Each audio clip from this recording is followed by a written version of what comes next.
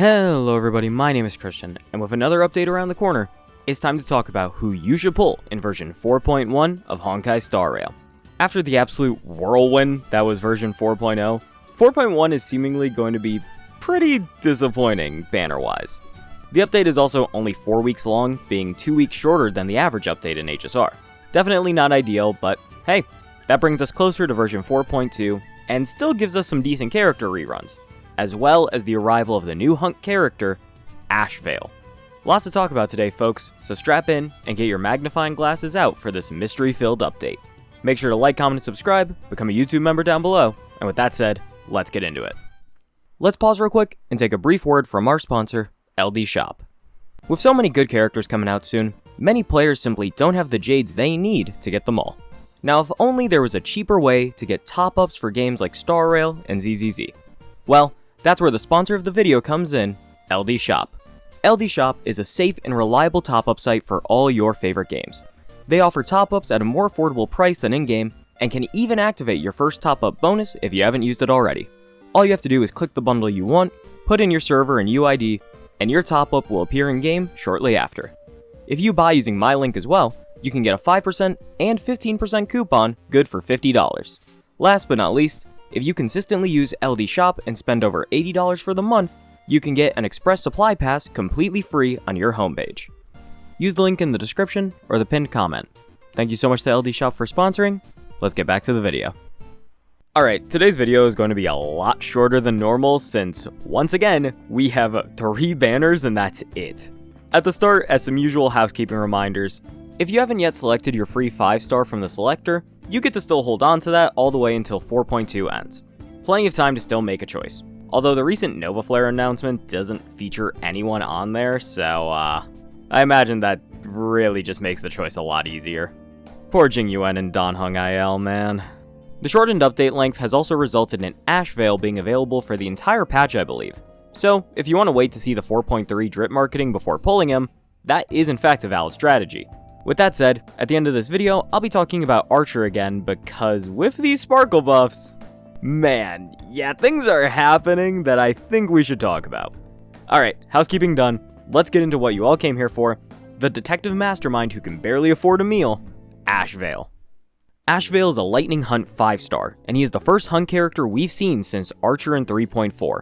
He is also the first hunt character since Fei Xiao in 2.5 to have an emphasis on follow-up attacks specifically. Archer does have follow-up attacks, I'm aware, but we all know those are a few drops in the bucket compared to the absolute behemoth that is his skill damage. So it's pretty fair to say, Ashvail is the real next follow-up character that takes us back to the roots of the path in my opinion. Let's break down his kit and everything that he has to offer. First up is his skill, Flog Smite Evil. This ability can mark a target as bait for Ashvail, something I'm sure the men lovers of this community would adore. I should not say that. When bait exists on the field, Ashvail will reduce all enemies' defense by 40%, a pretty sizable reduction that can be easily scaled up from there. Not to mention, hunt cones usually have defense reduction in some way, so expect an even higher reduction if you end up with his signature light cone.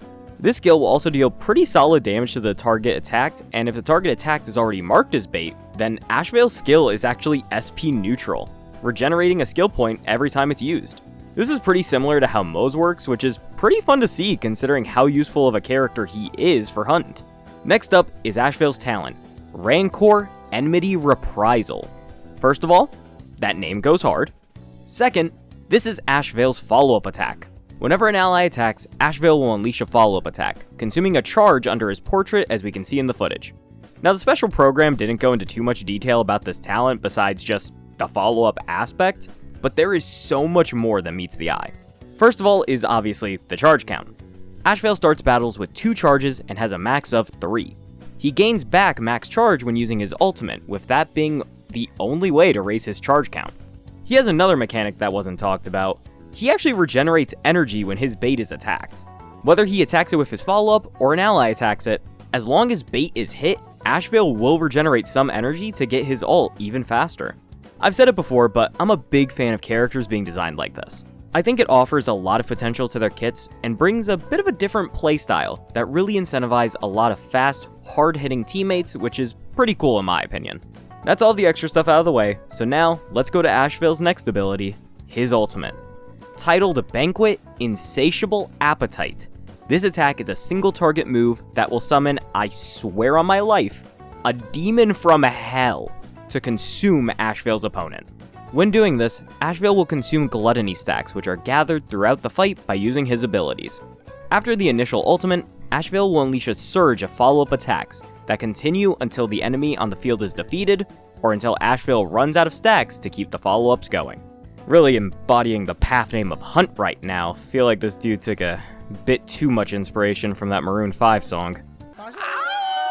Ashvail's talents and all that have yet to be revealed by the time of the live stream, but hey, they're probably out around the time this video goes live if you want to learn more about him. With Ashvail being the only new character out this patch, let's take a bit of a deeper dive into him and his value. I say this for a pretty simple reason that I'm sure many of you understand. The HSR 3-year anniversary is right around the corner. Evanescence and Silverwolf are two Elation units who will likely be very powerful characters, and as such, they should be in high consideration for every player. Ashvail, while not a bad character by any means, has the pretty unfortunate fate of being the character released right before the anniversary unit. This is often not the best fate, all things considered. Black Swan and DOT as a whole became irrelevant not long after their release, and Mighty was quickly deemed the worst DPS of the Chrysos heirs after Castris, Anexa, and Finon all came out back-to-back after his release. A small sample size, sure, but it's existent nonetheless. Looking closer at Ashvail without knowing his numbers, it's hard, but there's already a lot of information at our disposal here. Ashvail's main damage dealing capabilities are going to be tied to his ultimate, and getting as many gluttony stacks for it as possible. Having a built-in passive energy regen is huge for this as well, allowing him to easily get it with high attack frequency teammates. These would be characters like Moz, Tribby, Danhung PT or Avon depending on the fight, and Fei Xiao. Also, if you really want to be wild, Anexa would probably be pretty funny to pair with Ashvail, even if it doesn't seem optimal at all. While Ashvail has good amp and damage dealing capabilities, there's a key part of his kit that sticks out like a sore thumb. He needs allies to trigger his follow-up attack. He's not like Fei Xiao where her skill triggers her follow-up anyway, or like Ratio who will fire the follow-up attack on hits from himself or ally targets. Ashvail is locked to his allies triggering these attacks, something indicative of a sub-DPS. Similarly, the 40% defense shred for all enemies is very uncommon for a DPS character to have. The only other example similar to this in the game is Cypher's 40% vulnerability to all enemies. And would you like to tell me what Cypher is again? That's right, a sub-DPS. While many sub-DPS in this game do have a lot of potential as main DPS characters, just look at Evernight and Anexa, Ashvail's only main DPS option is Fei Xiao or Ratio, two characters who aren't anywhere near as competitive in today's meta. I say all this essentially to make sure players really think about their options. Ashvail will rerun before 4.x is over more than likely, and we may have a more clear picture of his role and true strength by that point. With 4.2 containing at least one flagship Elation team, and likely multiple high-value reruns, this is something to keep in mind even if you are a big Ashvail fan.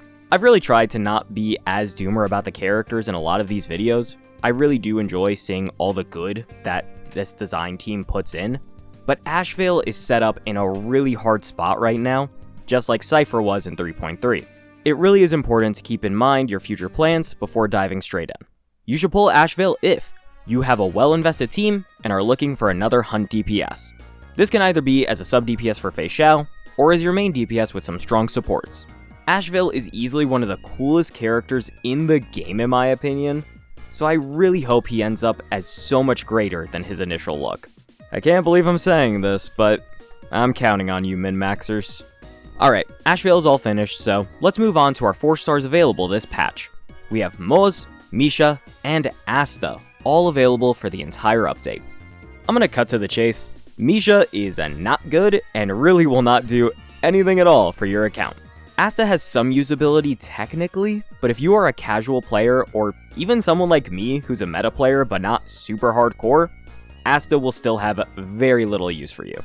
Last but not least is Moz, who can actually be a decent pairing teammate for Ashvail. They are both lightning hunt DPS too, so they probably have a bond of some kind. While Moz is often seen as inferior by the player base at large, he is a unique character with a powerful moveset, and is easily one of the more underrated characters in HSR as a whole. He's not like amazing top tier underrated or anywhere near it, but he's not bad by any means for hunt teams. Light cone wise, we have absolutely nothing of value except for this cone right here. This cone serves as a replacement for Bootill's signature light cone, and while not amazing, can be a fine enough substitute if you would instead like to focus on his pretty damn good E1. 4 stars this time around are pretty meh, but what do you expect, right? This is Honkai Star Rail, the game where 4 stars are second-class citizens and are a sin to expect more from. We can now move on to our first rerun of the patch. The Aeon of Veracity and her keeper return as Heisen and Little Ika have come back on banner. Heisen is a Wind Remembrance 5-star and is easily one of the highest value characters in HSR right now. She serves as a healer and is an essential character for the Mono Remembrance team, but that's far from her only use.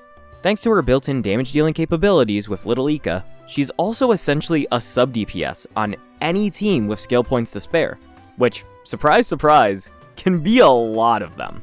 Heisen heals through the use of her skill and through Little Ika's passive talent, restoring any lost HP from your party members by draining HP from Little Ika.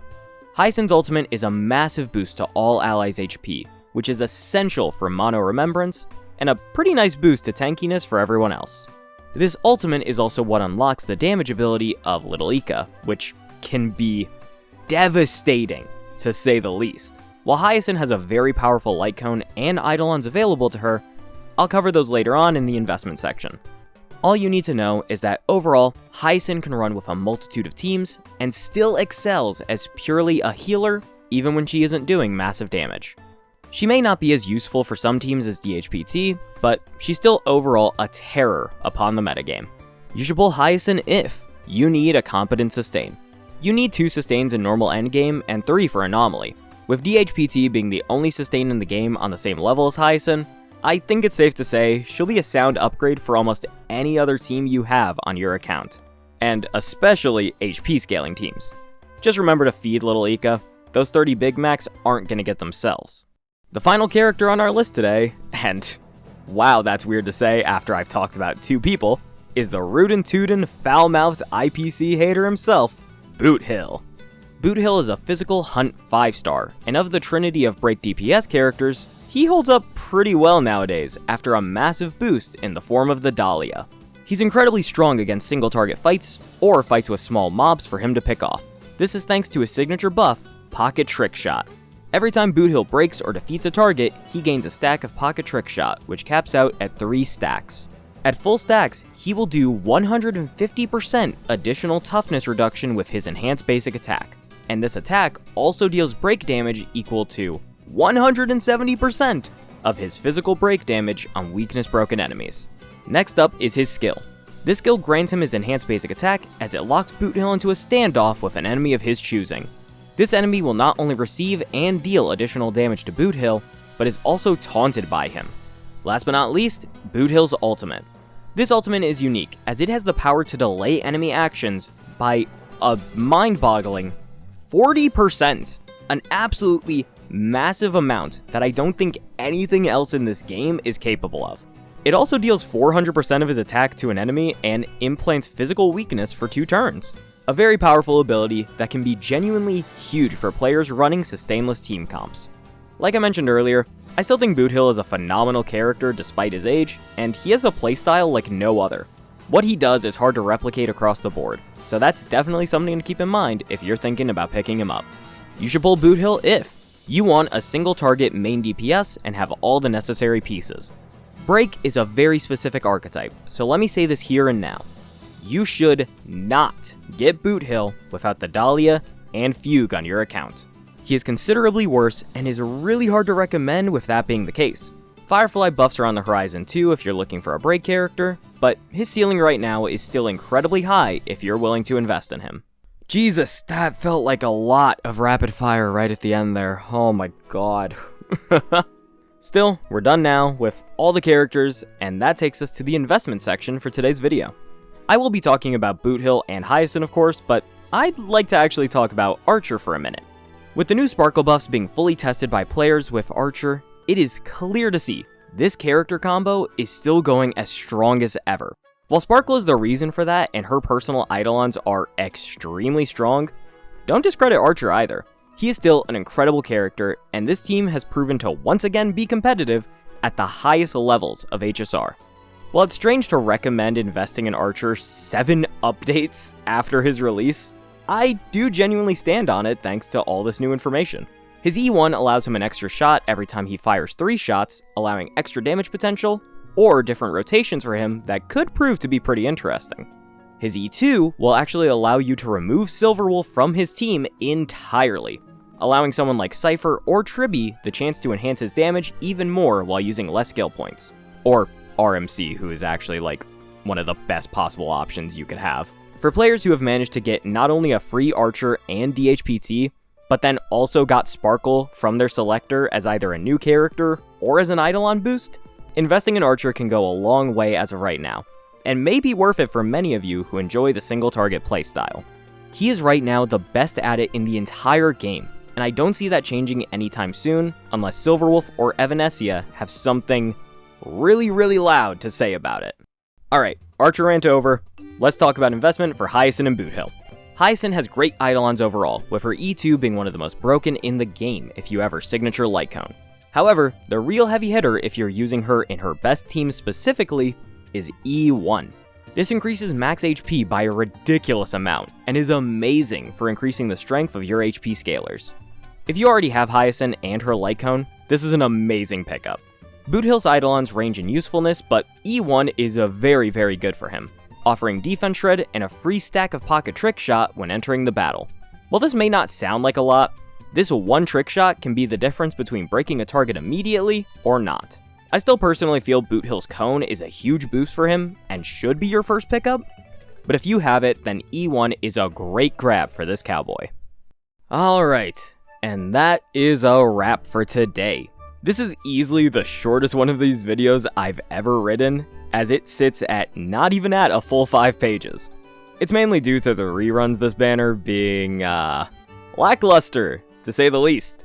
This is a who to pull video, so I won't complain too much, but I really am sad that not only is the premier character seemingly not coming out at a great time for him, but there's only 2 reruns coming with him, with one being Heisen, who just reran in version 3.7. It's great to see Bootill back finally, but only 2 reruns is pretty weird to say the least, especially when Fei Xiao would have been a very fitting rerun alongside Ashvail, as probably the best dual DPS option for him in the game. All in all, this is just a confusing patch, and it seems like all the attention is going to be focused squarely on version 4.2. All we can do now is hope it lives up to the absolutely massive expectations. Thank you all so much for watching, I really appreciate it. Leave a comment down below with who you're gonna pull, or if you have any further questions about anything we covered today. I've got plenty more good videos coming out soon, so I will see you guys then. Bye bye!